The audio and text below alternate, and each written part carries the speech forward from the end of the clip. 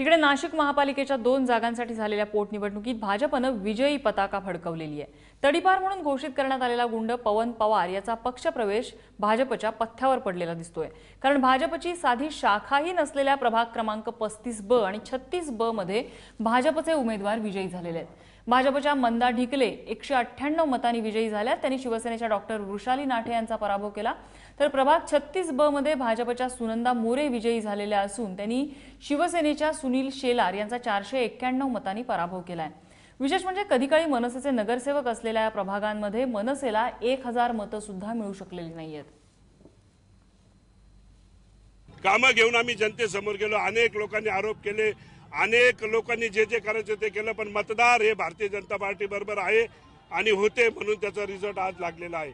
हा विजय हा भारतीय जनता पार्टीचा आणि नाशिक रोडच्या सगळ्या आमच्या हितचिंतक आणि पार्टीच्या सगळ्या ज्येष्ठ आणि मतदारांचा आहे।